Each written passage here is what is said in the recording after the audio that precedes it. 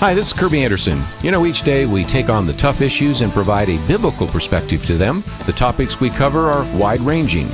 Apologetics, theology, prophecy, creation and evolution, intelligent design, marriage, family, child-rearing, the millennial generation, trends in society, politics, economics, business, religious liberty, the Constitution, public policy, foreign policy, military policy, tensions in the Middle East, abortion, homosexuality, pornography, sexual ethics, media, technology, history, and America's godly heritage. We talk about anything that affects your faith, your family, or your freedom. So don't go anywhere, because Point of View starts right now.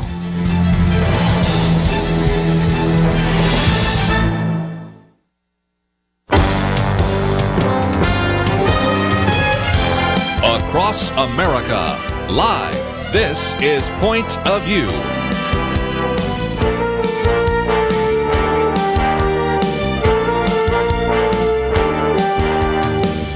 And now, Kerby Anderson. Thank you for joining me today here on Point of View. We have a lot to talk about, lots of things in the news, and of course in this first hour especially, I want to hear from some of you as we put a number of different topics on the table, some of those even left over from yesterday. So if you did not have a chance to get through, I will keep my promise and say if you did call yesterday and didn't get through, you'll get to be first in line today. How's that? And of course, in the second hour, do want to maybe change topics a little bit. Lee Strobel will be with us. He many years ago wrote the book, The Case for Christ, as well as The Case for Faith, and The Case for Creation, and many others. Well, they have now a new, updated, and revised version of The Case for a Creator and The Case for Christ and some of the others. So these are some opportunities to chat with him again on this subject of apologetics, and especially this new, updated, and expanded The Case for Christ. Just a tremendous opportunity to talk with an individual that has done so much in the area of apologetics. So we'll cover that in the second hour. But in the first hour, I do want to talk about a couple of issues, and one of those surfaced yesterday because some of you have said, is it possible that this election could be rigged? Now, there are reasons to believe that. Number one, you've heard Donald Trump talk about that. You may have seen some of these YouTube videos about whether or not it would be possible to hack into some of the machines. And so up until now, that's been a conversation that primarily Republicans have had, because if you look at most of the examples of, and again, I use the kind term, of election mischief, in almost every one of those cases, it has been towards the benefit of the Democratic candidate. But now you have individuals, in particular Hillary Clinton and others, who are Democrats, talking about whether or not the Russians could hack into the American election system. And that led to this outburst yesterday from James Carville. Now, he, of course, has been a consultant to Bill Clinton and certainly has been a commentator. And he has been, first of all, criticizing Donald Trump and his supporters for suggestions, it says in Real Clear Politics, that the presidential election will be rigged. He calls such claims a fundamental attack on the country itself, and he said that on MSNBC's Morning Joe. However, interestingly enough, even in making that strong statement, he then conceded that it is possible that something could take place.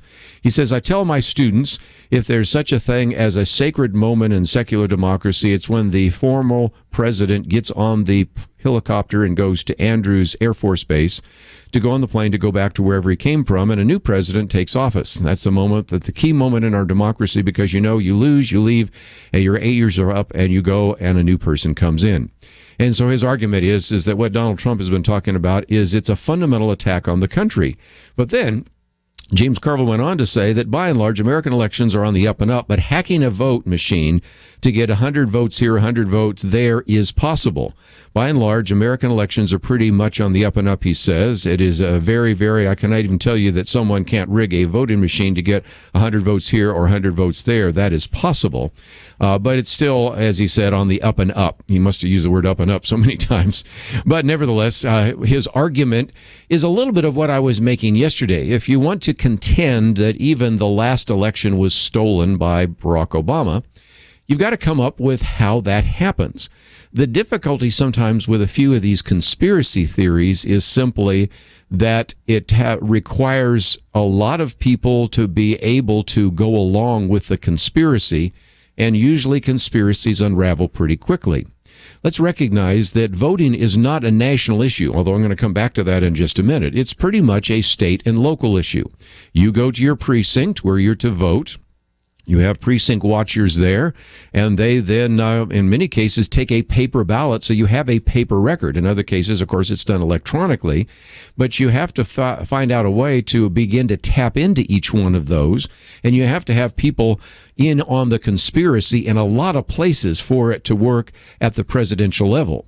That's why when we've talked about stealing elections, and that, by the way, is the title of John Funn's book. He wrote one a number of years ago and then revised it. And we're also going to get Hans von Smarkovitz on the program to talk about this. He used to be with the Federal Elections Commission, now is with the Heritage Foundation. These are individuals, interestingly enough, that have demonstrated that there have been some times in which you have had stealing of elections, where you've had voter irregularities. But most of the time, those happen at the local level because you've got party bosses and you've got enough people in that particular system to make it work. Has that taken place even in the presidential election? Well, during the last presidential election, there were a few precincts, for example, I remember these in Philadelphia, that voted 100% for Barack Obama. It's theoretically possible, but it makes you wonder. Not one person in that entire precinct voted for Mitt Romney? Not one? That, makes you wonder about that a little bit. So that's certainly the issue that Barack Obama has certainly brought to the table, and certainly over the last few weeks, Donald Trump has brought to the table. But now Hillary Clinton has brought a different issue to the table. She's begun to suggest that maybe the Russians might actually be able to hack into the system. And so as a result, that might be a question on our election integrity. And so this, many people are thinking, is maybe being put forward now, not because there is all that much reason to believe that that would indeed take place, but that people like the Secretary of Homeland Security, Jay Johnson, and the outgoing senator from Nevada, Harry Reid, are talking about the idea of a possible cyber attack, because this might be a way, if I might quote from Ken Blackwell in his piece that came out yesterday, this might be a way, quote, for the administration to get Justice Department lawyers, the FBI, and Department of Homeland Security staff into polling places they would otherwise have no legal right to access, which would enable them to interfere with election administration procedures around the country, unquote. So Ken Blackwell makes the case that, first of all, this may not be much of a real threat, but just even the possibility of the threat could be used by this administration to actually have people in the federal government to begin to go in and investigate, and in some cases maybe even begin to intimidate some of the procedures that have taken place at the local level.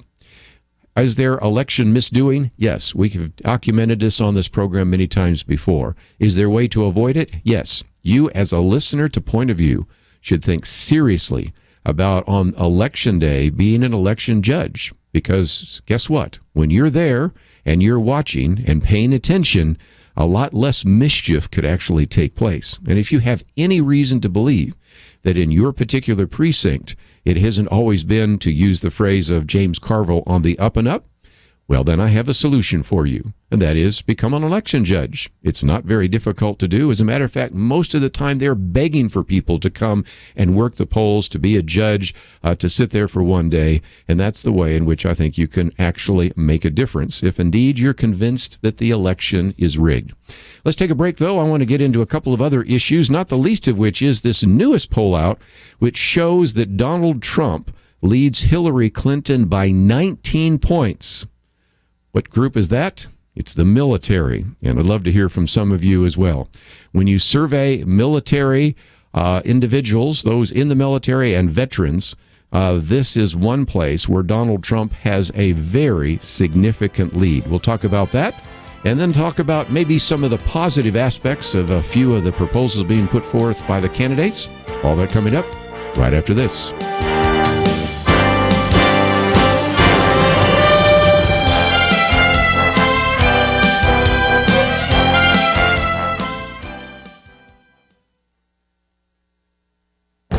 This is Viewpoints with Kerby Anderson. Imagine the challenge you face if you want to implement strict gun control policies. You know, the American people aren't interested in what amounts to gun bans, so you need another strategy to get rid of guns. There might be a way. A professor at Johns Hopkins Bloomberg School of Public Health says that it is dangerous for our senior citizens to own a gun. She believes that California's gun violence restraining orders provide a way that families can have guns confiscated from older relatives. Now, it turns out that gun ownership is most common in America for those who are age 50 and older. You might remember that it was actually a senior citizen in Chicago who challenged this city's handgun ban and won at the Supreme Court level. Nevertheless, the professor and other gun control advocates argue that senior citizens should not have a gun for three reasons. They might use it on themselves to commit suicide, they might use it on someone in the home for a legitimate purpose, like a caretaker, and there's also the danger that a grandchild might find the gun. A similar discussion has been taking place about whether college students should be allowed to have access to a gun. After all, a spirited debate on campus might lead to a murderous rampage. College students are notorious for wild behavior and even binge drinking. That should be reason enough to keep guns out of their hands. And any adult with children probably shouldn't have a gun in the home because the child might find it and use it. You can even find a discussion about whether single women should have a gun since they may be too weak to hold it or may be incapable of using it effectively. Perhaps now you can see what the next strategy for gun control will entail. Make citizens fearful of what a senior citizen might do if armed, and you have all the justification you need for taking Granny's gun. I'm Kerby Anderson, and that's my point of view. Take Kerby and the Point of View team with you on the go with the Point of View app. Search for Point of View Radio at the Apple or Google Play stores.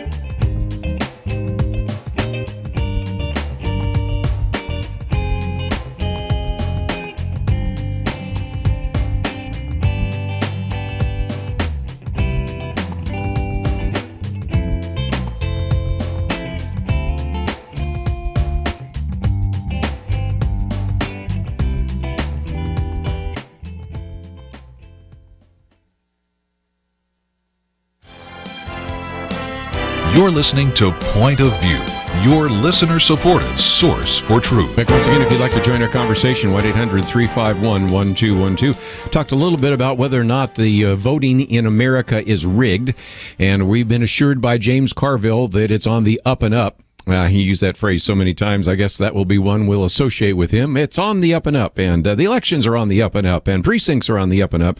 And we'll point out that maybe that's not the case. And we've had John Fund on the program with us before in his book, Stealing Elections. And certainly, I think we have in process right now an interview we're going to be doing in the future with Hans von Spaskowski, who actually served in the Election Commission and also is with the Heritage Foundation on some of those issues. But one of the questions was asked off the air before I take some of the on-air questions was, well, how do you become an election judge? And it may vary from state to state. I've lived in 5 states, I guess, not all 50. So it may vary in your particular locality, but I'll just talk about what happened in our community just the other day. It is almost always run by the various parties. So let's say you're Republican. You say, I would really like to be an election judge and help be a poll watcher. First of all, you can probably be a poll watcher unofficially anytime you want. I don't think there's anything that keeps you from just standing at the polls and watching, but maybe there are some rules and regulations there. But if you're an official election judge, what you would do is go to your county, let's say you're Republican or your county Democrat or Democratic, but let's just use that one since I just went through and saw how that took place. Go to your county Republican Party. They usually have a meeting once a month and say that I'm willing to be an election judge. That's usually about all you need to do because sometimes you have to fill out a form or something like that.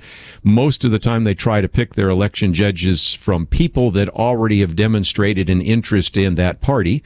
They might be a precinct chairperson. They might be an individual that has been involved in other aspects. But it is not too difficult to be one because they're usually begging for people to come to the polls and to be involved in some part of the process. And that is as simple as it is. So work through your existing political party.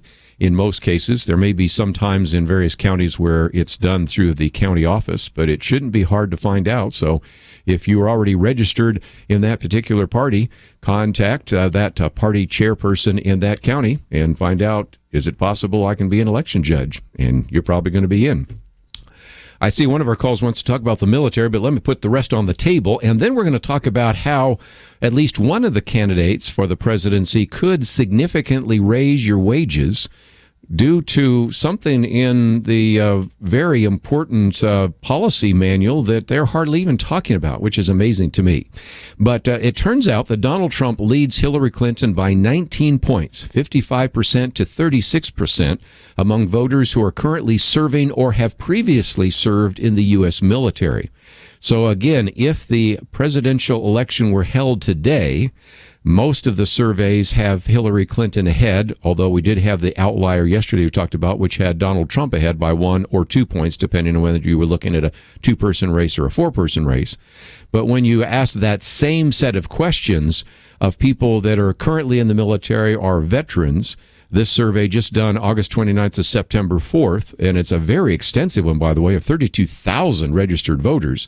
It shows very, very quickly that indeed the military tends to be much more supportive of Donald Trump, which is kind of interesting when you think about this, because you might remember the criticism Donald Trump had of the Khan family who appeared in the Democratic convention, and you would have think that there might have been some other reaction to him. But right now, it's pretty evident that indeed, if you ask those individuals, do they believe that Donald Trump would be the better candidate for the military, they certainly say that because they ask additional questions. For example, are you confident of Donald Trump's ability as a commander-in-chief? And when you add up confident and non-confident, again, you see a remarkable difference between those in the military and veterans compared to Americans at large. When you ask the same question, are you confident of Hillary Clinton's ability as commander-in-chief? You see that interestingly enough, among all Americans, a higher percentage are not confident than confident. But then when you get to the military and veterans, the differences are stark. And all the way through those would be. And then, of course, yesterday we got a call about the issue of the VA. Who do you trust more to handle veterans' issues? And, of course, that would be an important issue related to the VA. And there is about a tie for Clinton and Trump with all the people that are answering the question. But again, when you look at those in the military or veterans, Trump very significantly wins that particular matchup. And so just a number of things to suggest. Of course, they also have some questions about nuclear weapons, and that's one place where, again, a lot more people support Hillary Clinton than Donald Trump.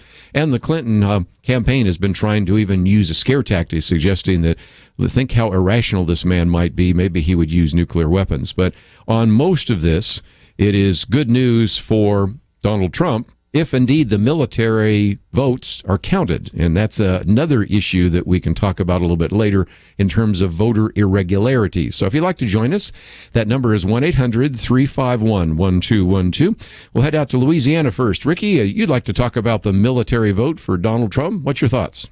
Yes, sir. Well, you remember last time, the thing is Hillary will definitely get elected unless they eliminate the massive voter fraud on behalf of the Democrats, because as you recall, the last election, most of the military votes, when they was trying to transfer them from helicopter ship, accidentally fell into the ocean. And then the order was given to the rest of the overseas military, and this is a documented fact I'm talking about.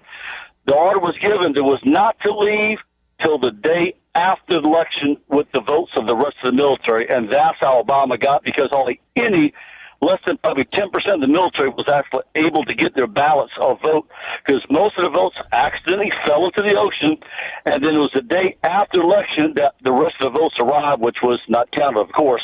So unless you eliminate that again, because that's going to happen again with Obama, a commander-in-chief, you could bet your bottom dollar, baby, that's going to happen. It was so sorry the ship sank, carrying the votes over it. What a tragic loss.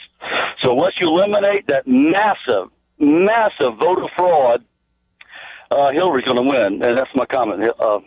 Well, and we'll probably maybe we get Alan West on here again to talk about that, or maybe some others. And of course, when we have Hans von Spaskowski out, maybe he can elucidate that issue as well, because the military vote sometimes is not counted unless it makes a difference. In other words, they know how many of those paper ballots are coming in, and they look at presidential election, they look at state elections, even local elections, and if there's evidence that those ballots would make a difference, then they're counted. So sometimes that has been a procedure, which frankly I disagree with, but that's another whole story that we can get to another day.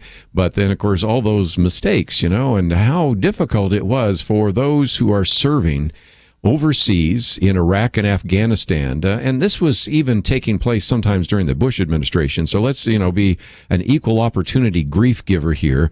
If there's any person whose vote should count, and everybody's vote should count, but if there's anybody that deserves to go in the front line, I would say it's the military. If you are serving over in Iraq, in Afghanistan, perhaps you're just serving in South Korea, the DMZ, or you're serving just in a base in Germany, your vote should count certainly as much as the vote of the person who is in your precinct, who only had to walk across the street or maybe get in a car and drive 2 minutes to go and vote. And so that's something that we have talked about before. It is something we're going to get to as well in the future as we talk about some of the issue of the vote. Well, yesterday we had someone call in from California that's saying, can't we do some positive things? And so what I want to do when we come back from the break is talk about at least one candidate who has a proposal that would substantially increase your wages. And what's so interesting is neither candidate's really talking about this. So we're going to get into, are there some positive initiatives that have been put forward by these presidential candidates that would make a difference? Now, let me issue my disclaimer. I recognize that we should vote for a candidate on the basis of their policies, their character. Frankly, we should look at the moral issues first. And so we shouldn't just be voting on who's going to help our pocketbook. But I don't think we should ignore it either. And if indeed there are some proposals out here that people are actually saying are going to vastly increase your income, given the fact that wages have stagnated and essentially, when you factor in inflation, have actually declined over these years under President Obama and even some under President Bush. Is there something we could do to raise your wages? Are you ready for that? Well, that's what we're going to talk about after the break. But we also will give you a chance to join our conversation today. That number is 1-800-351-1212. Let me mention that in the second hour, we're going to have Lee Strobel with us, where we have a new updated and expanded copy of his book, The Case for Christ. Be a great opportunity to learn a little bit more about how to defend our Christian faith. But in this next half hour, open line for your comments on the presidential campaign. If you'd like to join us, we'd love to hear from you. 1-800-351-1212. We'll be back with more and your calls right after this. They call this the information age. It used to be news was hard to come by and there were very few sources. Now, the problem isn't so much locating information, it's all over the place. The problem is figuring out who you can trust to bring you truthful analysis and insights. Job loss in America, is it China's fault? Is poverty around the world increasing or decreasing?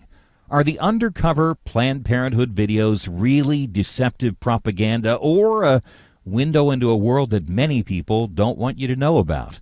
What kind of experience does it take to be a good president? Is putting women in our special forces a great idea, or are there issues you may not be considering? Kerby Anderson has talked about all of these and much more on his regular Viewpoints commentaries. Sign up to get them in your inbox each weekday. Go to pointofview.net. Click on the link at the very top left of the page that says Connect with Point of View. That's pointofview.net and connect with Point of View. Let Kerby help you sort through information overload and find the truth with viewpoints. Point of View will continue after this.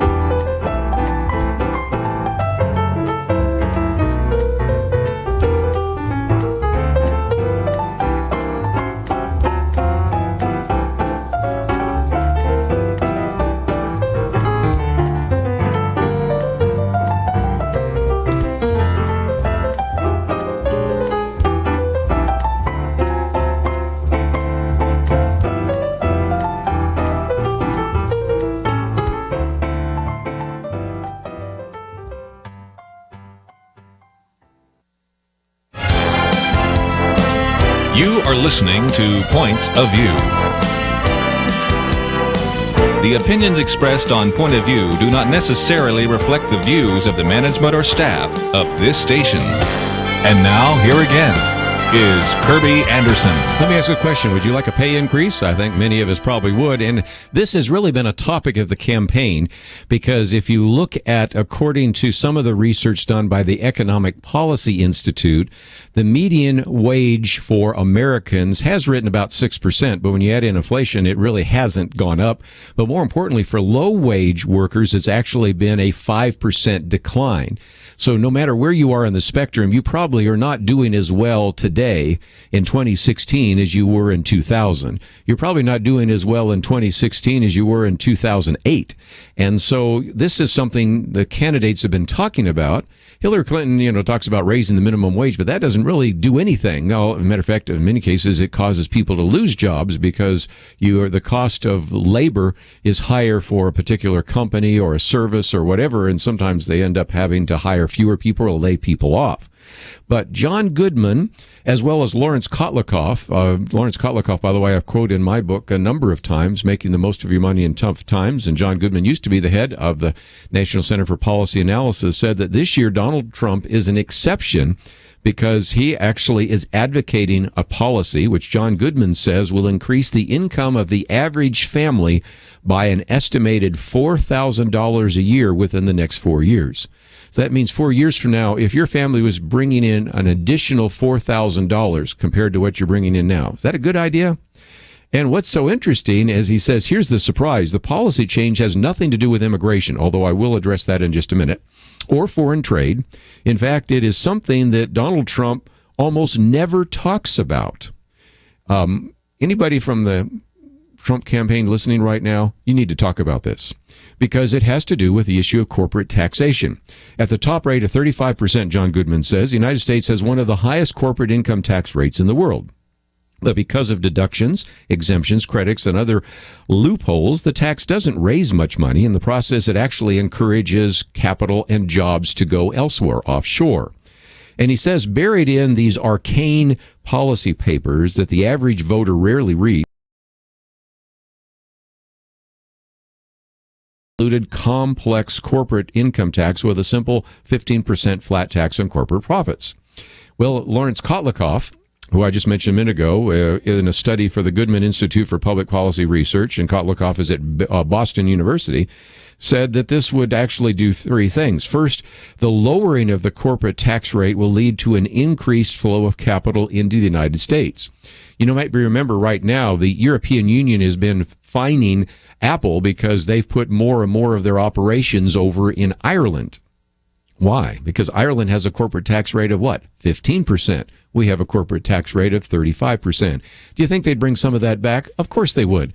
There's probably $1 trillion or more, and the estimates are all over the map. So I'm just picking one that's at least in the right order of magnitude.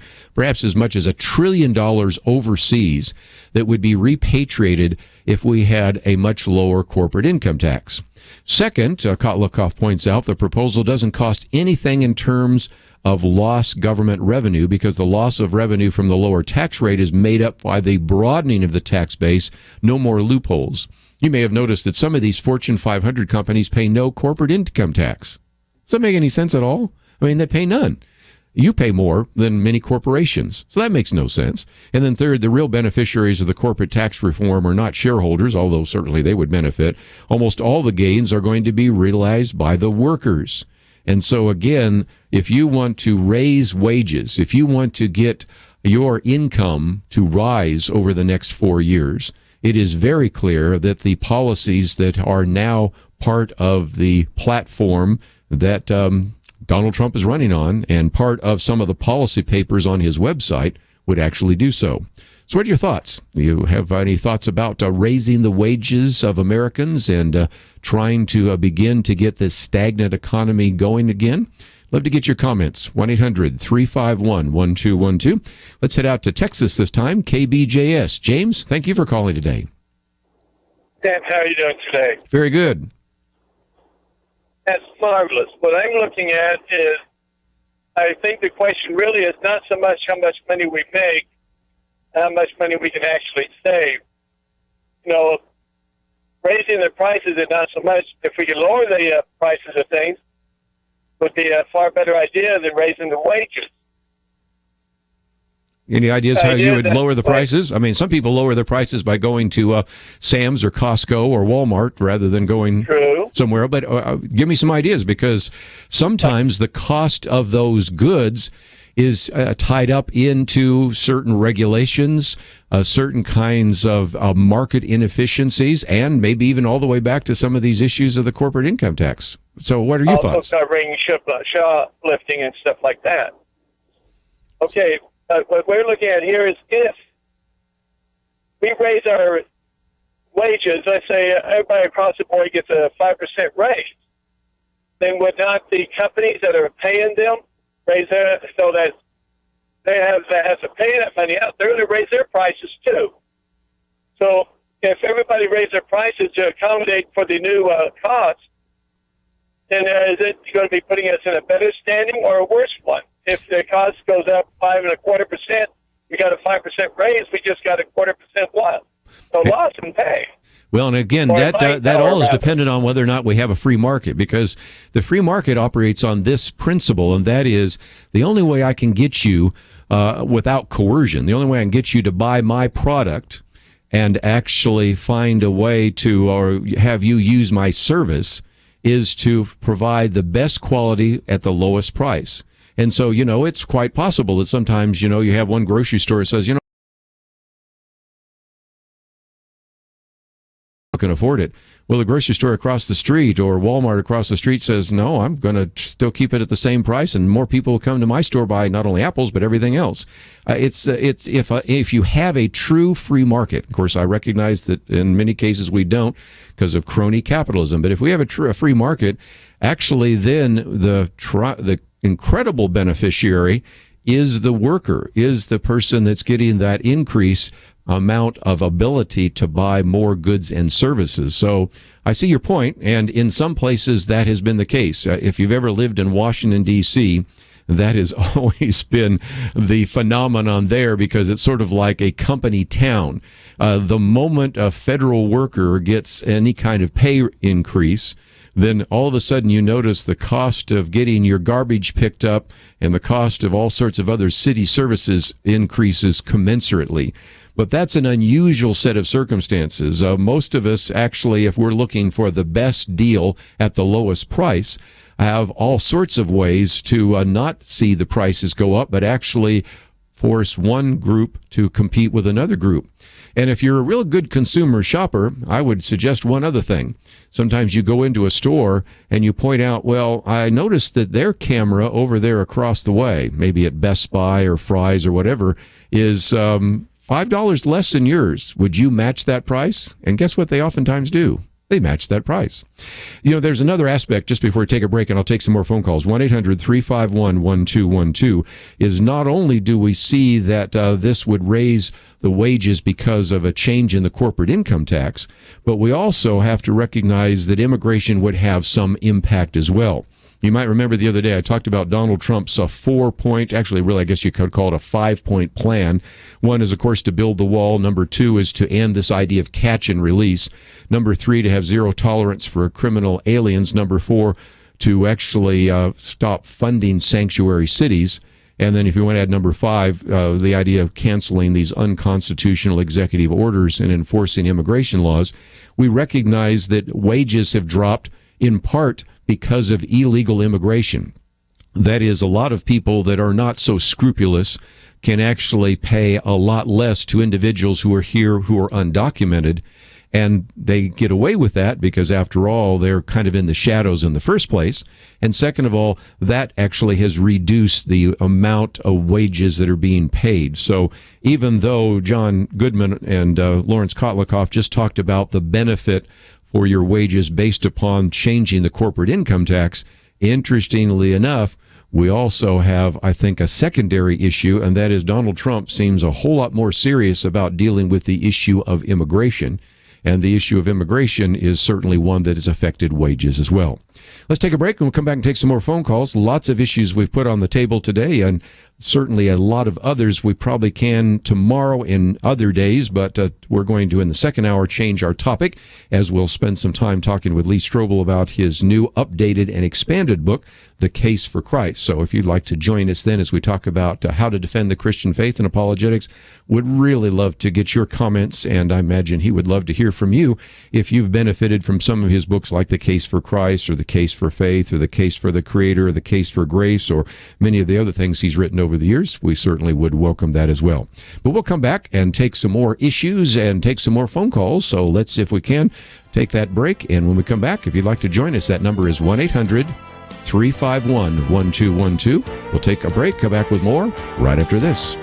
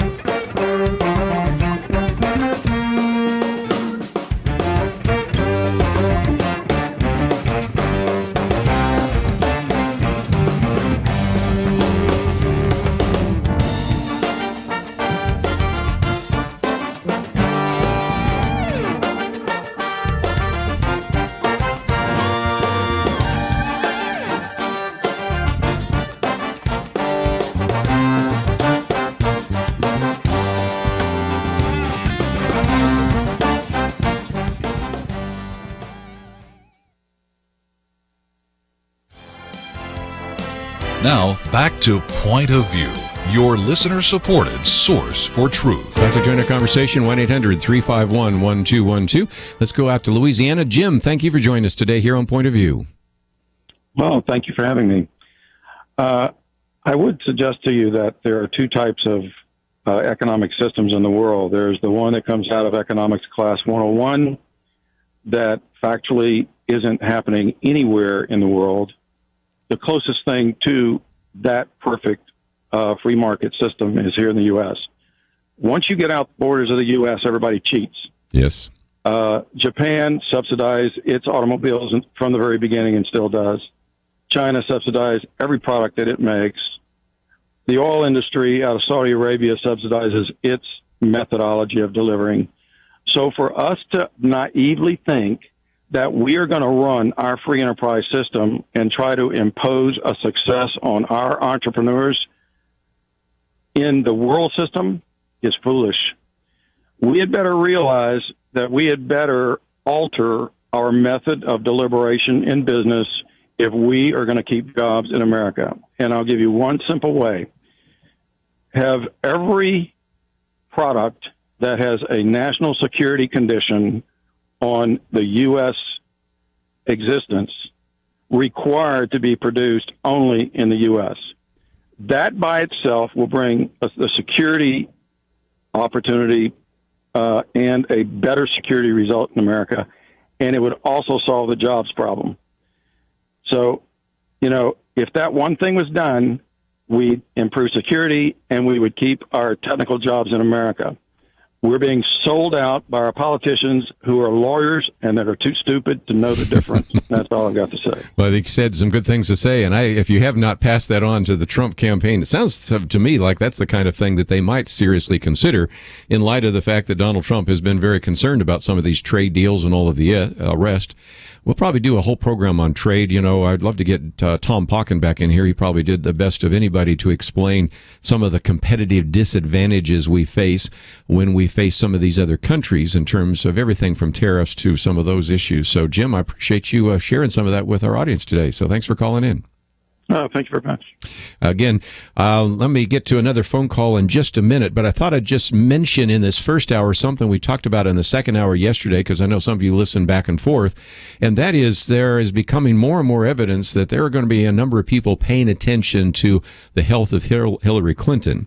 And I pointed out yesterday, David French wrote a very good piece in which he said that there are two things that if you're going to be taken seriously as a writer, you cannot write. Number one, that Hillary Clinton violated criminal law, and number two, that we should not ever question her health. And yet, interestingly enough, the first one has certainly been on the table for some time, and the second one is now getting put on the table as well. He goes on to say, I want to establish something at the outset. I don't think that the health of every 68-year-old candidate is automatically suspect. But, as he points out in his piece, Hillary Clinton made her health relevant, and now the number of coughing fits, I think, are even more so. Is this the number one issue? No. Is it the number two issue? No. Is it the number three issue? No. But somewhere along the line, people might want to ask a fundamental question of how healthy she is. But she has put it on the table because if you remember, in her testimony to the Federal Bureau of Investigation, the FBI, in the course of her testimony, she cited more than 36 things that she could not recall. Now, let's be honest. The Clinton administration and Bill Clinton and Hillary Clinton are really good at lots of times saying, I don't recall. But this one sort of got out of hand real quickly. And as he points out, selective amnesia is hardly unusual in criminal investigations. But here from the FBI files, it says, quote, in December of 2012, Hillary Clinton suffered a concussion and then around the new year had a blood clot. Based on her doctor's advice, she could only work at the State Department for a few hours a day and could not recall every briefing she received. That's of concern if you want to have somebody in the Oval Office. And again, as I pointed out yesterday, when Ronald Reagan announced 8 years after he left office that he had Alzheimer's, everybody, including the mainstream press, which up until now has been kind of ignoring Hillary's health issue, just jumped in and said, well, wait a minute, did he have Alzheimer's when he was in office? And so if it was legitimate to ask an individual who was out of office what might have happened when he was in office, is it legitimate to ask before that candidate is in office? And so it's one more issue that I'm not sure we'll devote much of a program to, but I did want to let you know that I've been paying attention to it, and maybe you should as well. Let's go back to the phones. In Texas, KBJS, Renee, what would you like to add to our conversation? Well, I just caught a comment that was made about, keeping jobs in the United States and related to anything that has to do with Homeland Security. And I just remembered an article that I read recently.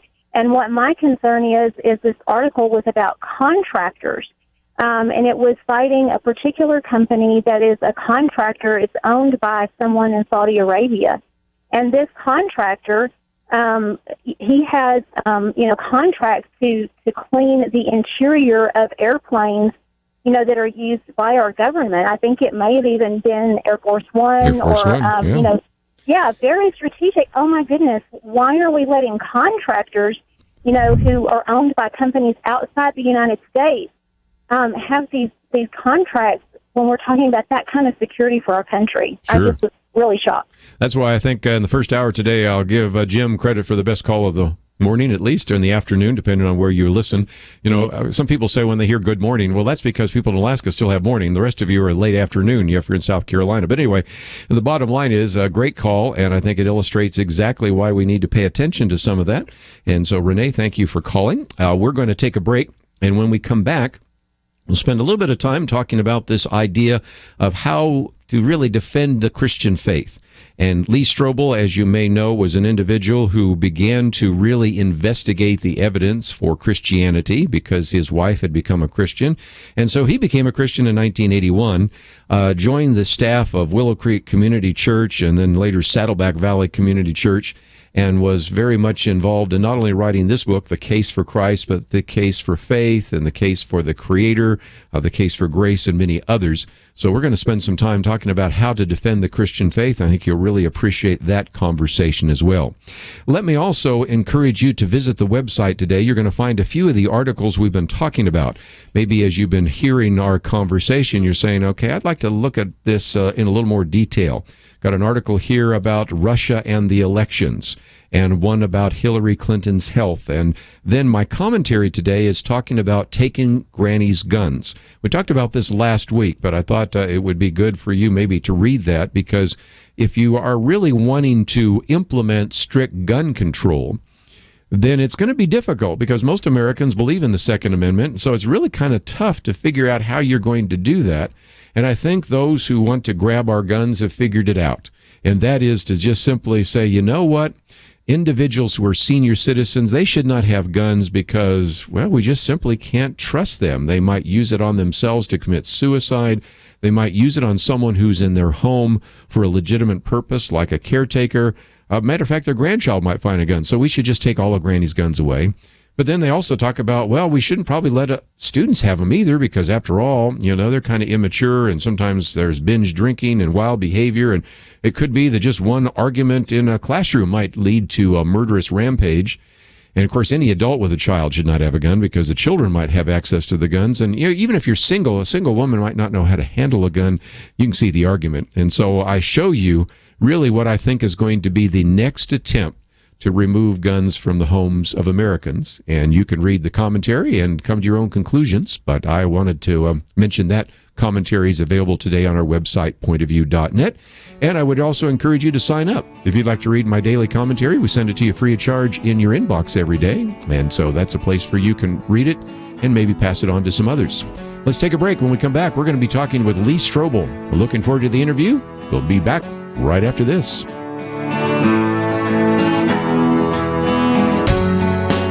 Why does Kerby Anderson do what he does? Because he believes in God's ability to use you to make a difference. There's a real need for us to articulate a responsible biblical perspective and to give people an understanding of what is happening in the world, and in addition to educating them, to then empower them to go out and make a difference for Christ. Together we can push back the growing darkness. It's not going to be easy. But by God's grace, it is happening, one person, one community at a time. Join us in this mission. Become a monthly partner. $1 a day, $30 a month will make a huge difference. Or perhaps you can do $100 a month. We need partners of all sizes. We need you. Give today online at pointofview.net. At the top of the page, next to the Donate Now button, click on Become a Monthly Partner. Pointofview.net. Mail your donation to Point of View, Box 30, Dallas, Texas 75221, or call 800-347-5151. Point of View will continue after this.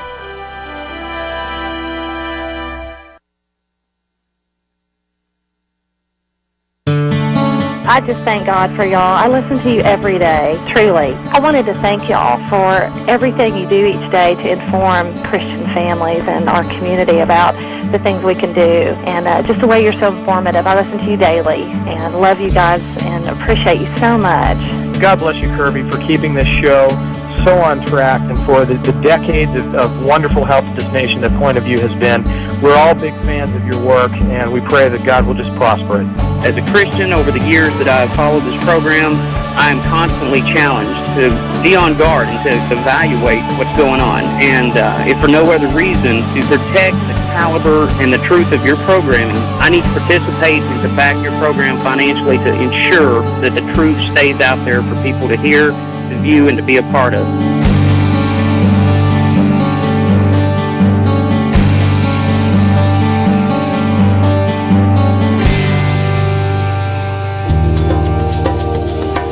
This is Point of View Radio.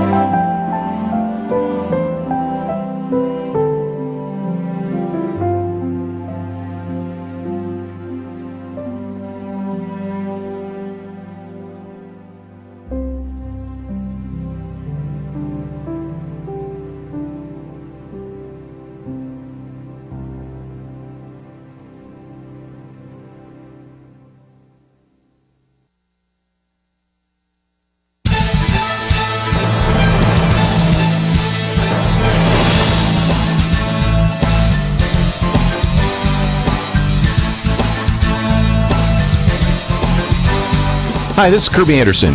Each day we take on the tough issues and provide a biblical perspective to them. The topics we cover are wide-ranging.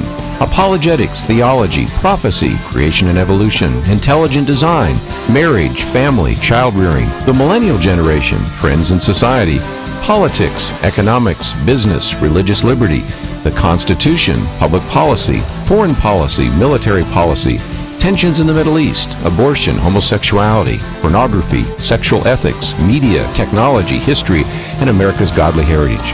We talk about anything that affects your faith, your family, or your freedom. So don't go anywhere, because Point of View continues right now.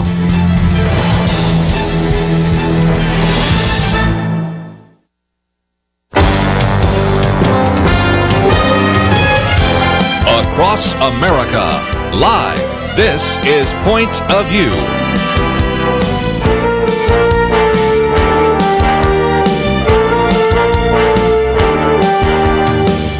And now, Kerby Anderson. So often we talk on this program about how to articulate a biblical worldview and also to know how to defend a biblical worldview.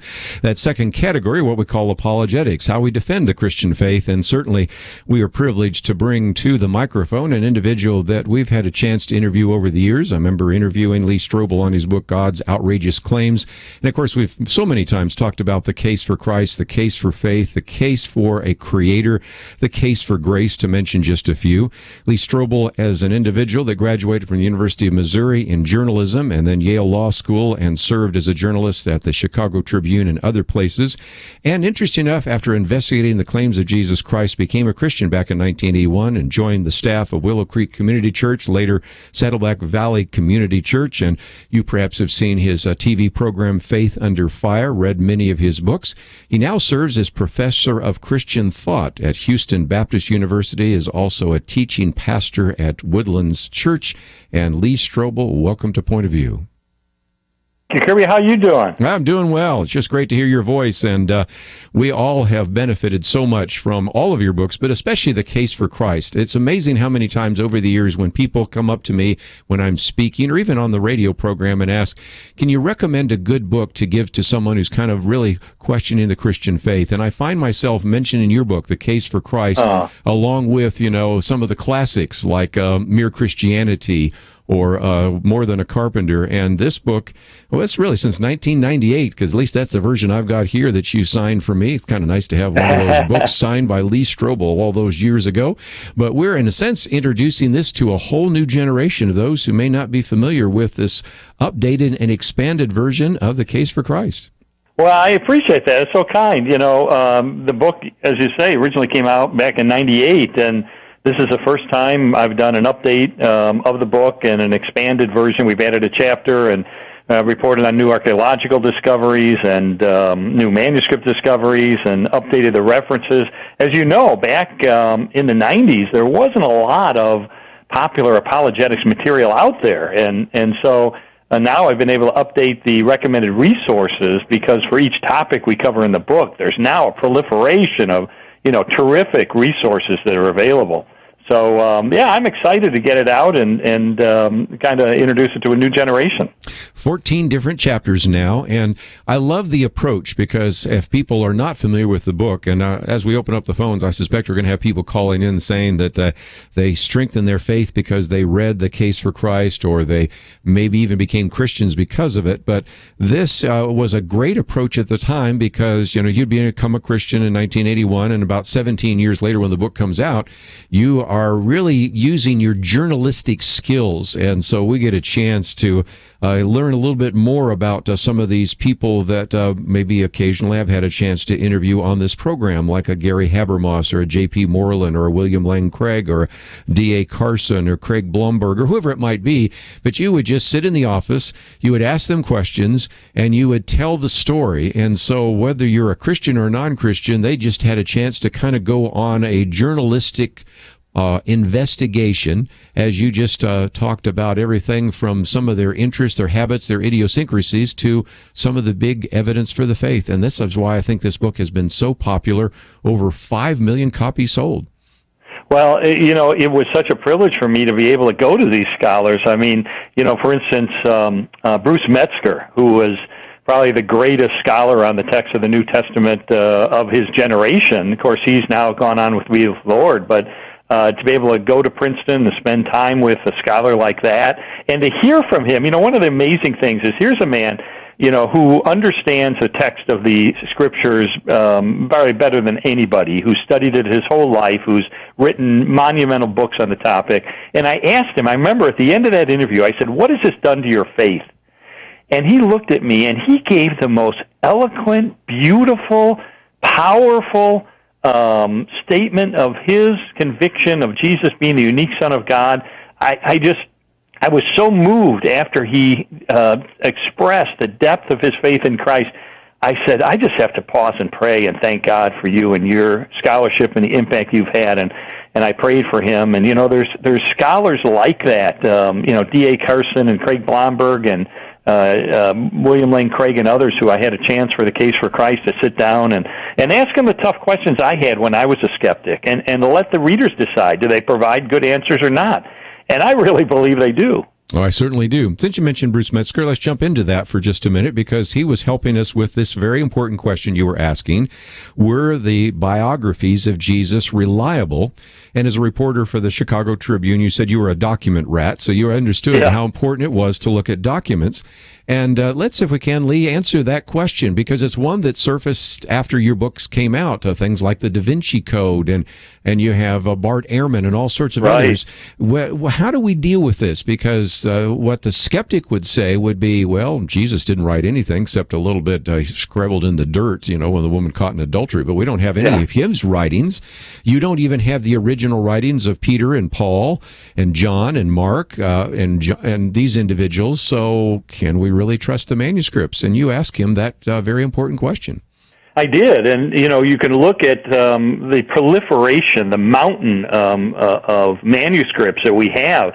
The current book that just came out, the updated version, has the new number, which is 5,843 manuscripts and fragments, many of them significant, of the New Testament, including 129 papyrus fragments and documents.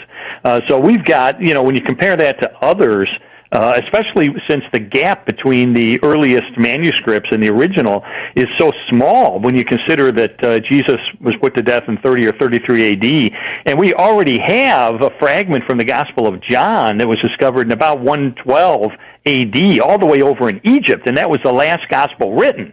So we have, very early manuscript evidence of the Gospels in the New Testament compared to, the Iliad, which was the sort of the Bible of the Greeks that Homer produced. And, at the time of my interview with Dr. Metzger, I know the number has probably changed a bit since then, but at that time about 650 copies of manuscripts, and the earliest is 1,000 years after the original. So when you've got 5,843 manuscripts in the New Testament, you can compare and contrast. You can get a really good idea of what the original said. And then, of course, you have Bart Ehrman that came out, who was a student under Bruce Metzger. Isn't that interesting? Who wrote the book Misquoting Jesus, who said, well, you can't trust the New Testament because there are 200 to 400,000 variants or differences between the manuscripts. And, what he didn't really emphasize is the fact that the vast majority of those are merely Greek grammar issues that don't even translate into English and make no difference whatsoever, and that there is no cardinal doctrine of the Christianity that is in any way in doubt because of any variance. And what was interesting is here he dedicates that book to Bruce Metzger, who he says is my doctor father, and who, he said, everything I learned from him. Well, I asked Bruce Metzger in this book, I said, after your career of studying this, has it increased or decreased your faith? And he said, it has increased the basis of my personal faith, to see the firmness with which these manuscripts have come down to us with a multiplicity of copies, some of which are very, very ancient. So, that's a good affirmation from the guy that taught Ehrman all he knows. We'll take a break, come back with more right after this.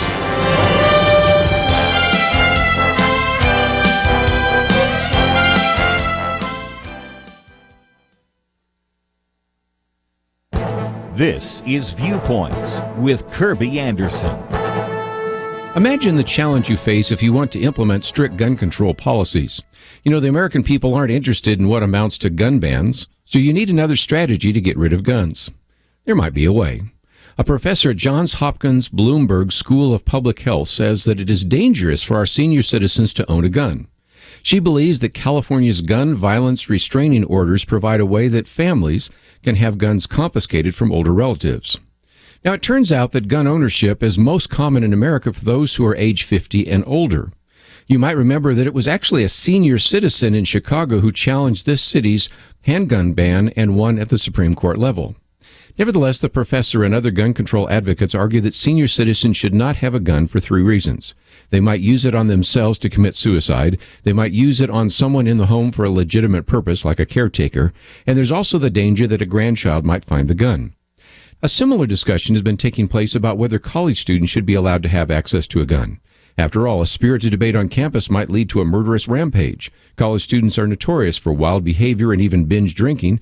That should be reason enough to keep guns out of their hands. And any adult with children probably shouldn't have a gun in the home because the child might find it and use it.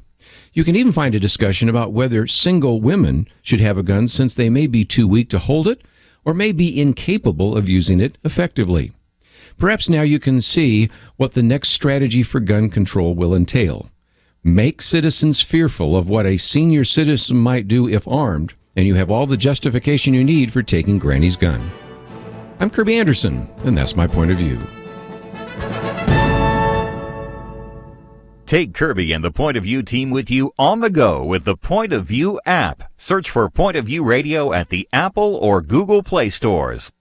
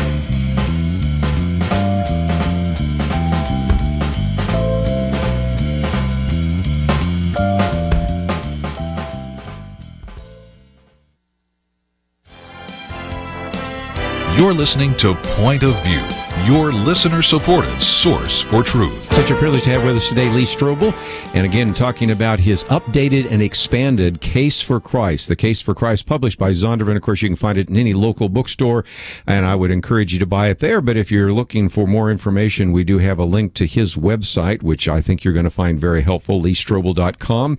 We also have information about the book in case you just want to try to order it online or even get it on Kindle. There are all sorts of ways to get it, and that's why we want to make sure that you visit the website pointofview.net.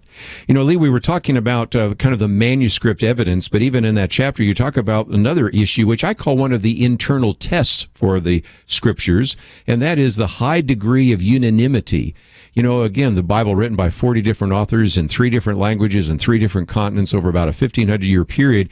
You can imagine going to maybe, since you teach at Houston Baptist University, let's go nearby. Let's go to the University of Houston and see if we can just find 2 professors on the same topic in the same language of the same era writing on a controversial topic and see if the 2 of them would agree. And we know what the answer would be. If there's anything that illustrates the authenticity and the inspiration of the scriptures, it is the unity that you get from Genesis to Revelation. Absolutely. I mean, it's no, this is not something that is explained, I don't think, any other way other than some supernatural quality to the Bible. And then, of course, when you add the fulfillment of the messianic prophecies in the life of Jesus, that's just another affirmation that this is not just a typical book. I mean, that this is a collection of books that have a consistency, that proclaim a consistent message over an incredible amount of time, as you say, in 3 different languages, and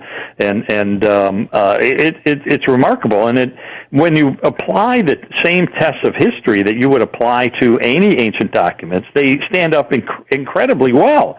there's a quote in the new version of The Case for Christ that I added in this chapter that we added in the end of the book that talks about the reliability of the Gospels, and I quote Craig Evans. Of course, Craig Evans, I don't know if you've had him on your program. Yes, we have. Have you? Yeah, he's terrific. He's written or edited 50 books, taught it, lectured at Cambridge and Oxford and Yale, and by the way, is now the dean of our School of Christian Thought at Houston Baptist University. Just joined us this year. But he had a great quote. He said, "I would say the Gospels are essentially reliable, and there are lots and lots of other scholars who agree." He said, "There's every reason to conclude that the Gospels have fairly and accurately reported the essential elements of Jesus' teachings, life, death, and resurrection. They're early enough.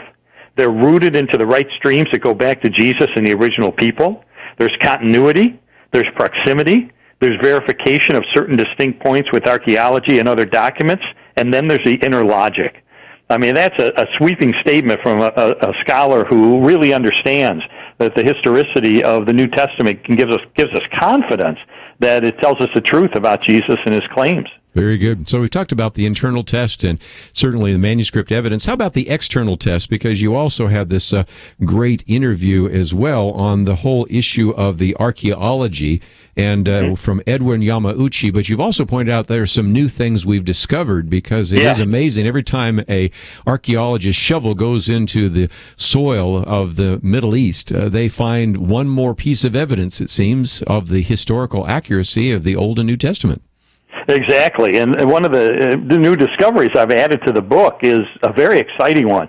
You know, there are a lot of atheists and skeptics who claim that Nazareth did not exist in the first century, that the Bible has it wrong, the Gospels are incorrect, it just shows they were written so many years later that they didn't know what they were writing about. Nazareth didn't even exist in Jesus' time. Well, just not too many years ago now, we have a group of archaeologists from England digging beneath the Sisters of the Nazareth convent, and what they found was fascinating. They not only found the remains of a house from Jesus' era there in Nazareth, but it had limestone pottery. And what's significant about that is that the Jews believed that the limestone would not cause the food to become impure. So this was a Jewish home in Nazareth in Jesus' time, and from the Byzantine era, they revered this particular house as being the one in which Jesus grew up. Now, we can't prove that. We can't prove it was the house in which Jesus grew up, although the main archaeologist said there's no good archaeological reason why such an identification should be discounted. In other words, it could very well be Jesus' house. But regardless there, we do have now a discovery that shows that the atheists were wrong, that Nazareth did exist in Jesus' time, and then even more recently, another house from the same era was discovered just nearby by another group of archaeologists. So it just shows one more time that archaeology is our friend, that it over and over again has affirmed the claims of the New Testament, and it's one of those checkpoints that help us to understand the reliability of the Gospels because they provide corroboration from outside sources. Again, this is all part of the first part of the book, The Case for Christ, a journalist's personal investigation of the evidence for Jesus. Part 1 is examining the record, and there are 6 chapters there. We've just sort of dipped into it just to give you a little bit of an idea. Part 2 is analyzing Jesus, 4 chapters there, looking at some of the claims of Jesus, and indeed, did Jesus fulfill the attributes of God? Did Jesus and Jesus alone match the identity of the Messiah? Take us through that, because you had a chance to talk to, again, some individuals like D.A. Carson and Ben Witherington and others who are great scholars, individuals that we've had on the program and I've had a chance to hear over the years. But what did you learn when you got into that particular aspect of the question of who Jesus was? Well, one of the key questions is, how did Jesus understand himself? What did who did he believe he was? Did he believe he was who he claimed to be? That's a issue that it gets debated over the years, but I think the evidence is strong that he had believed he was the Messiah, that he is the unique Son of God who is going to be the Savior of Israel and the world. And, when you think of John, in the Gospel of John 10, verse 30, where Jesus stands up before a group and he says, "I and the Father are one." And the word in Greek for one there is not masculine, it's neuter, which means Jesus was not saying, I and the Father are the same person. He was saying, I and the Father are the same thing. We're one in nature. We're one in essence. So this is how he understood himself. And then the audience, of course, understood what he was claiming because they picked up stones to kill him. And they said, you, a mere man, you're claiming to be God. So clearly Jesus had this self-understanding of being the Messiah and the Son of God.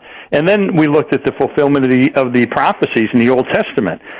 Interview with Louis Lapidus, who was a Jewish man who grew up thinking that Christians were haters of Jews and persecutors of Jews, and he was encouraged to read the New Testament, ended up coming to faith in Christ, and now is a great pastor out in California and apologist in the area of the Old Testament prophecies.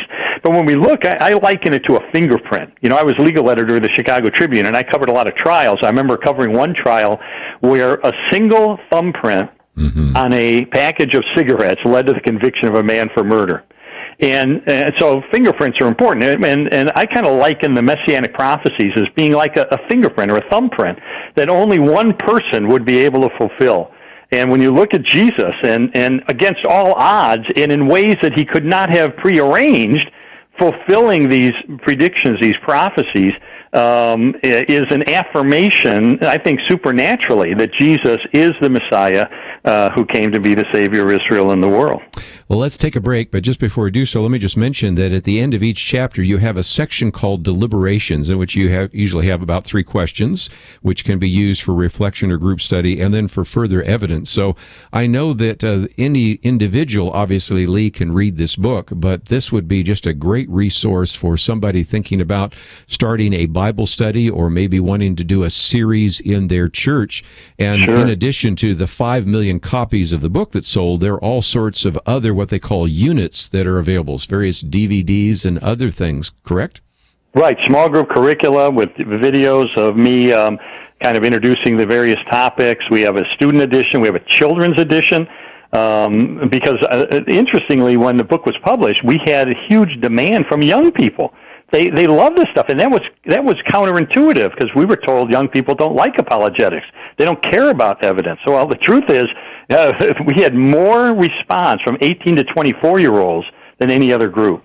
And so we produced student editions and children's editions to try to help them understand at a young age that their faith in Christ is well placed. It's not based on wishful thinking or make-believe, but it's based on a solid foundation of historical truth. Let's take a break. When we come back, if you'd like to join our conversation, we have more to talk about, but we certainly would love to give you a chance to ask a question or make a comment to Lee Strobel. Perhaps the book, The Case for Christ, has been influential in your life. I know he'd be encouraged to hear that story as well. So if you'd like to join us this last half hour, open line 1-800-351-1212, 1-800-351-1212. Such a privilege to have with us today Lee Strobel, New York Times bestselling author, talking about the updated and expanded The Case for Christ. We'll come back with more right after this. They call this the information age. It used to be news was hard to come by and there were very few sources. Now, the problem isn't so much locating information, it's all over the place. The problem is figuring out who you can trust to bring you truthful analysis and insights. Job loss in America. Is it China's fault? Is poverty around the world increasing or decreasing? Are the undercover Planned Parenthood videos really deceptive propaganda or a window into a world that many people don't want you to know about? What kind of experience does it take to be a good president? Is putting women in our special forces a great idea, or are there issues you may not be considering? Kerby Anderson has talked about all of these and much more on his regular Viewpoints commentaries. Sign up to get them in your inbox each weekday. Go to pointofview.net. Click on the link at the very top left of the page that says Connect with Point of View. That's pointofview.net and connect with Point of View. Let Kerby help you sort through information overload and find the truth with Viewpoints. Point of View will continue after this.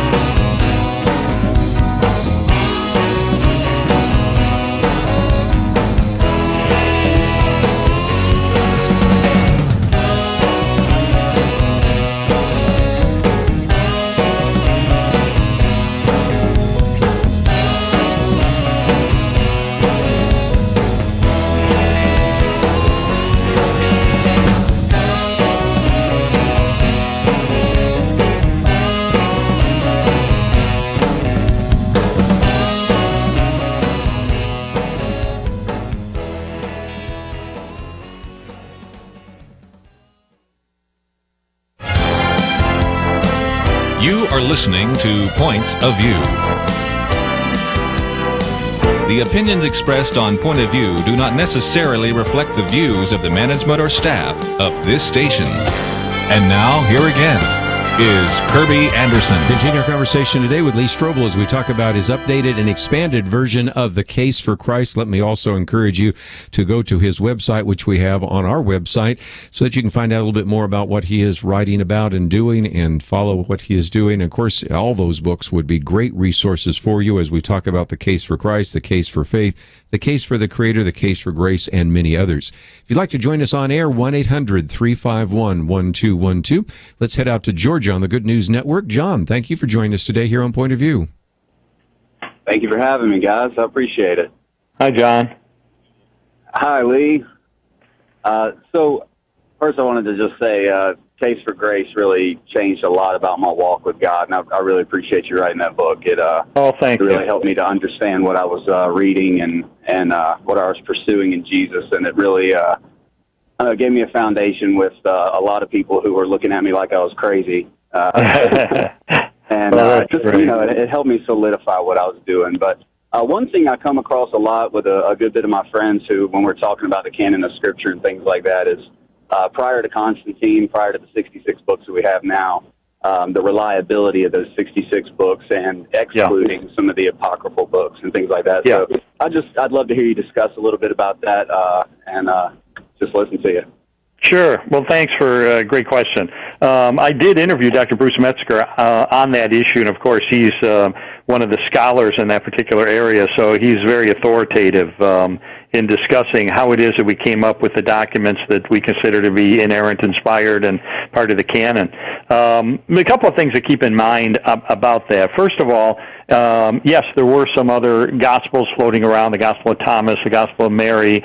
There's quite a few of them from the ancient world. But when the canon was created, it was not that they picked and chose and said, let's put them all on a table and, I like this one, I don't like this one. They used standards such as, number one, the work had to have a connection with an apostle, either written by him or connected with him, as the Gospel of Mark, we know, was the remembrances of Peter. Luke, of course, it was connected to the Apostle Paul. So they had to have some connection to the apostles. Secondly, they had to be in accepted usage in the church world. There were some disputes about a couple of the books, but for the Gospels and for the most part in the New Testament, there was not a time in church history when the Gospels were not in use, when they were not accepted as being reliable. So it's like today, if we were to create in fact, Dr. Metzger used this illustration. He said, if today we were to create a council and we were to declare that the works of Beethoven are beautiful, people would look at us and go, okay, well, yeah, we already know that. Why are you even bothering to declare that? Well, similarly with the canon, the declaration that these particular books were the ones that should comprise the New Testament, these were works that were already in use. And it was like, well, yeah, of course, the four Gospels, duh. We've been using that since the beginning. And also, they also had to have a resonance or a consistency with what church teachings had been from the beginning. Now, when we compare that to, say, the Gospel of Thomas, what we find is that the Gospel of Thomas, our best evidence today, is that the Gospel of Thomas was written probably in 175 to 200 AD. That's far after the writings of the New Testament, especially the Gospels, that are much closer to the events themselves and were linked directly to eyewitnesses and so forth. So it's not only later, but the teachings of it. There's pantheistic teachings in it. There's Gnostic echoes in it. It has some faint consistency with what the Gospels tell us, probably because they had access to some of that. But there's a lot of material in there concerning women, especially that women, unless they were made male, would not inherit the kingdom of God. I mean, that's certainly not a teaching that would be consistent with what we know of what Jesus taught. So, you might want to look up the Gospel of Thomas and read it for yourself, and you'll see instantly why it's not in the canon. So I think we can trust that the books that we have are the ones that are going to give us the most reliable information about Jesus. John, appreciate your call. That's great. Yeah. Yeah, thank you, guys. That was very helpful. Sure. Very good. And again, those are some very important issues about the Bible. Of course, we've talked about Jesus, but before we run out of time, the third section takes us into the resurrection, in particular, researching the resurrection.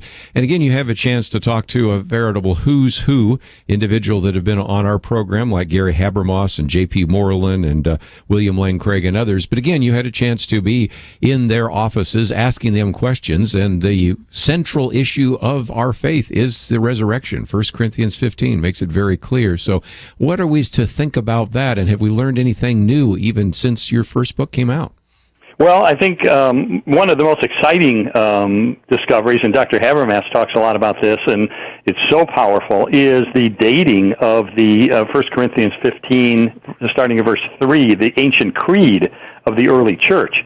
Here we have a report of the resurrection of Jesus. Says Jesus died. Why? For our sins. He was buried.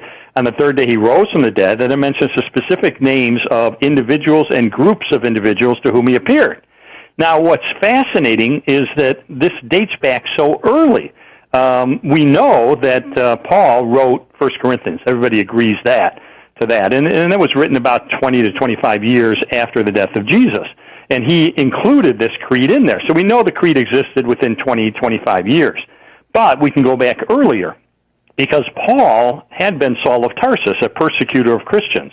1 to 3 years after the death of Jesus, he has this encounter with the risen Christ. He becomes the Apostle Paul. Immediately he goes into Damascus and he meets with some apostles. Now there are scholars who believe this is when he was given this creed. But more likely it was 3 years later when he goes to Jerusalem and he meets for 15 days with two people specifically named in the creed, Peter and James. And the Greek word that's used to describe, he uses to describe this meeting, hysteresis, suggests that this is a investigative meeting. They were talking about for 2 weeks, what do you know, how do you know it, what did you experience, or checking each other out. Most scholars will say this is when he was given the creed. But either way, it means within 1 to 6 years after the death of Jesus, this is already in the form of a creed, and therefore the beliefs that make up that creed go back even earlier, virtually to the cross itself. So we don't have some later report that's tainted by legend. We've got a fresh historical news flash. In fact, one of the greatest scholars in this area is James D.G. Dunn. And he said this. He said, this creed or this tradition, we can be entirely confident was formulated. In other words, this creed was written within months. Of Jesus' death. Mm-hmm. Well, I mean, this is historical gold to have something this fresh historically. And so this is not something you can dismiss by saying it was a mere legend. It took at least 2 generations of time in the ancient world for legend to grow up and wipe out a solid core of historical truth. So here we have something very, very early. And, most of what we know from the ancient history, we know from maybe 1 or 2 sources. But for the conviction of the disciples that they encountered the resurrected Jesus, we have no fewer than 9 ancient sources inside and outside the New Testament confirming and corroborating the conviction of the disciples that they encountered the resurrected Jesus. I mean, that is an avalanche of historical data. So I think we've got a really good case, especially when you add it to the fact that even the opponents of Jesus implicitly conceded that the tomb of Jesus was empty. And you've got a strong case for Jesus having risen from the dead, as he predicted, and thus affirming his identity as being the unique Son of God. When we come back from the break, we'll certainly get into the empty tomb, but I love at one point where you ask Gary Habermas, well, convince me it's a creed. And he kind of goes, well, first and then second and third and fourth, fifth. He's running out of fingers because he's coming up with so many arguments. Bing, bing, bing, bing, bing, bing, bing. And that's a really powerful piece there as well. And, of course, that quote from James Dunn saying that this tradition, which we can be entirely confident was formulated as a tradition within months after the death of Jesus. That's pretty powerful. It is. Yeah. Well, we need to take a break, and when we come back, we'll finish off a little bit more of a conversation with Lee Strobel. And if you'd like to ask a question, we'll see if we can slip in another call or two, but I would certainly want to give him a chance to explain the empty tomb and the appearances and a few other aspects of this. And it's all part of this book, which, again, would highly recommend to you. Over 300 pages, updated and expanded. So even if you have the original case, and I have the autography here of the Case for Christ, but this is the newest one with some new information, new numbers, and certainly a great opportunity for you to study it individually, but again, all sorts of other resources so that you could do this as a group study as well. Each chapter has a section for reflection or group study, and then an area for further evidence. There's even an interview in the back with Lee Strobel and all sorts of resources that we certainly would encourage you to get if you would like to take others through this book and help them know how to defend their Christian faith. Let's take a break. We'll come back with more right after this.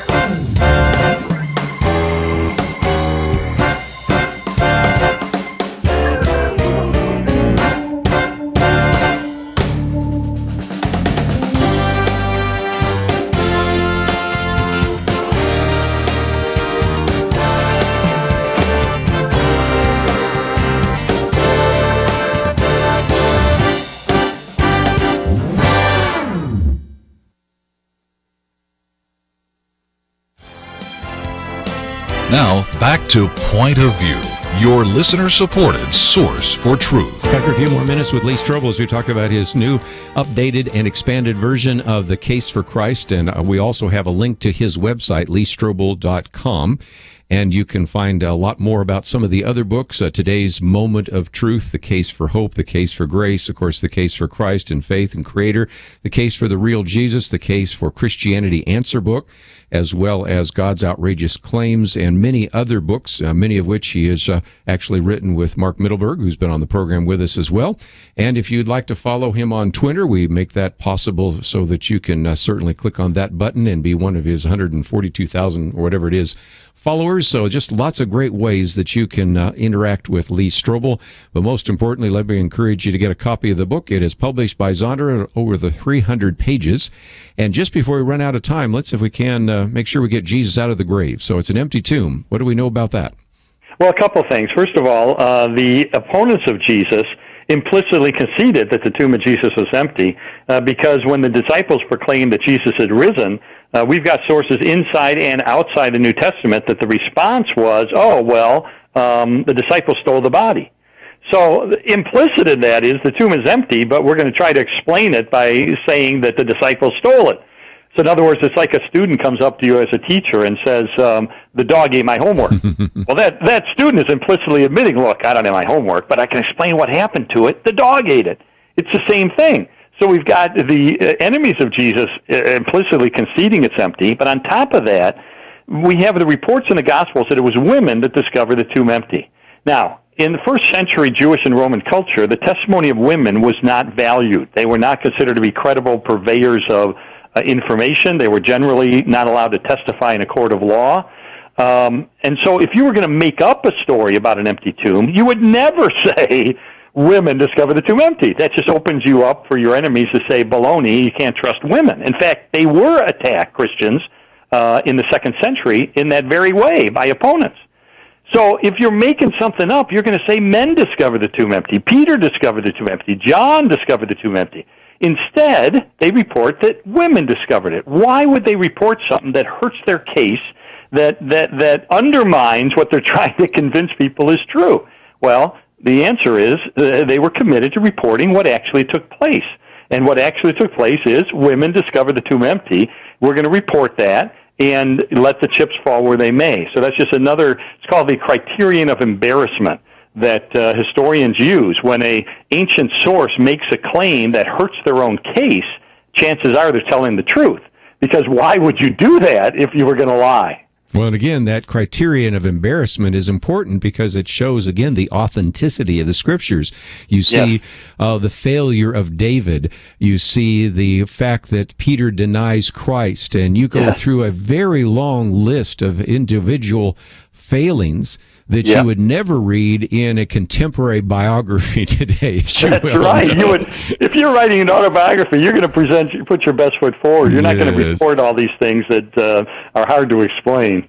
The empty tomb, though, I remember when you met with William Lane Craig and some of the others, you really had a question that you said you'd run into a number of skeptics that say, well, you know, if the tomb was empty, why is it that the apostles never mention it? And his response is, well, yeah, they did. It's just, again, it's one of those answers that you give to a question that maybe most people don't ask, but as soon as you run into it, when somebody raises it in a blog or on your Facebook post or something like that, it's just nice to know that you have that kind of material in the book. Yeah, and Bart Ehrman recently wrote a book in which he said, well, the reason the tomb was empty is because Jesus was never buried in it. And yet, he said that Romans did not allow the burial of crucifixion victims. Well, we know archaeologically that's not true. As we discovered in 1968, the body of a crucifixion victim from Jesus' era with the nail still through his heel, who had been buried. So, and we know from Roman law that it allowed the burial of crucifixion victims. And in fact, we've even discovered many nails in tombs from that era in Jerusalem, nails that still have calcium around them, calcium from human bones because they were from crucifixion victims who were buried. Fascinating. Well, just before we run out of time, let's talk about the last chapter, the verdict of history. What does the evidence establish, and what does it mean today? Yeah, I think the key to this, and this is what I encountered on November the 8th of 1981 when I assessed the evidence, and I realized it was true, and I realized that wasn't enough just to understand that, because John 1:12 says, but as many as received him, To them he gave the right to become children of God, even to those who believed in his name. So, trusting in Christ is believe plus receive equals become. And so I believed it based on the evidence that Jesus claimed he was the Son of God. He proved it by returning from the dead. I believe this is true, but that wasn't enough. I mean, the Bible says even the demons believe and they shudder. So believing something intellectually is not enough. You have to receive. In a moment of repentance and faith, we have to pray to receive Jesus as our forgiver and our leader. And then, according to John 1:12, we become a child of God. And that's what I did on November the 8th of 1981. Changed my eternity, changed my life, changed my marriage, changed everything for the good. Let me just mention before I let you go that, again, we have a link to leestrobel.com. As people go there, they can learn a little bit more about you. Of course, they can schedule a speaking engagement if they'd like to have you come and speak. They can get any copy of your books and go to the homepage and find out more about some of those resources. So I would encourage people to go to leestrobel.com. But I'd be remiss if I didn't also talk about just the outstanding material that you have available in the Christian Thought program there at Houston Baptist University. So if somebody is interested in studying, either going to Houston or going online, talk about what they can learn when they actually begin to go to some of the resources available at Houston Baptist University's website. Well, I'd encourage people to come to my class, and you can do it. I teach a 3-day class, Thursday night, Friday night, all day Saturday, just 3 days. November, first week in November, coming up this year. I think it's the 3rd, 4th, and 5th. Come to Houston. We keep the class to about 30, 40 people. We spend 3 days together, and the topic is personal evangelism. How do we share our faith in an increasingly skeptical world?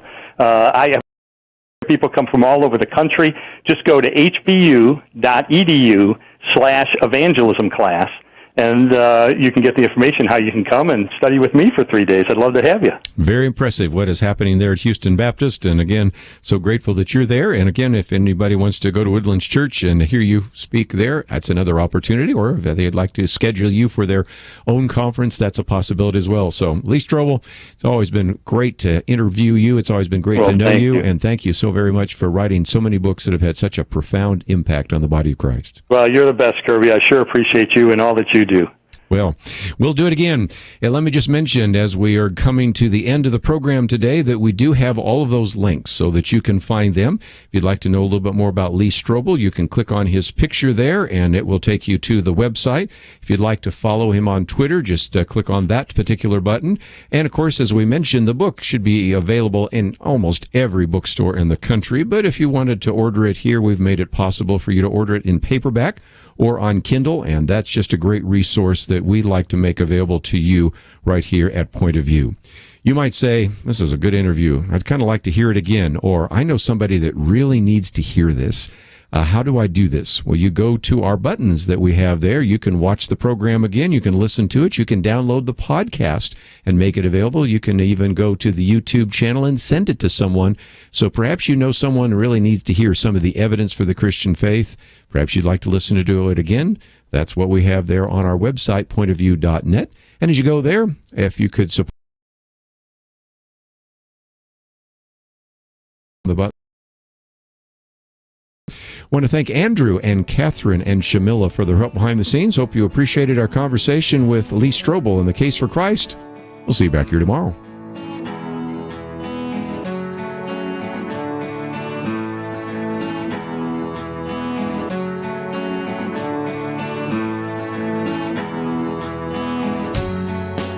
Why does Kerby Anderson do what he does? Because he believes in God's ability to use you to make a difference. There's a real need for us to articulate a responsible biblical perspective and to give people an understanding of what is happening in the world, and in addition to educating them, to then empower them to go out and make a difference for Christ. Together we can push back the growing darkness. It's not going to be easy.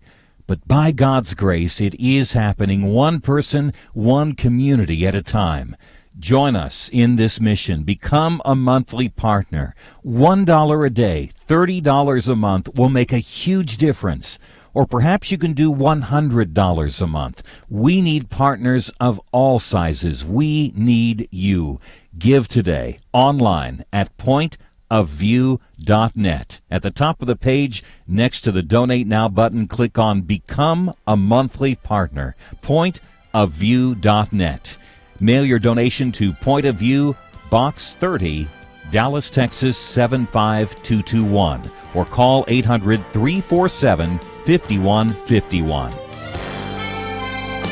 Point of View is produced by Point of View Ministries.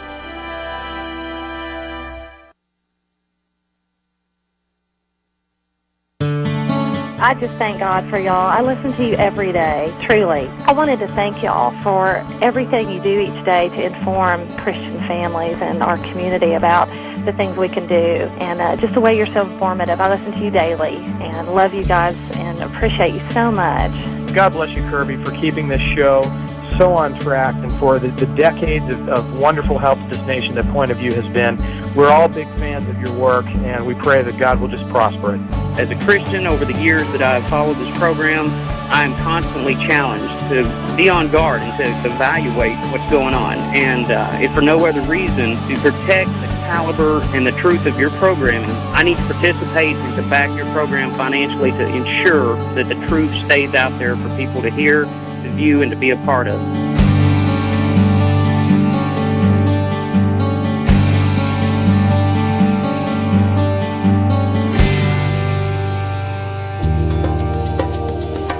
This is Point of View Radio.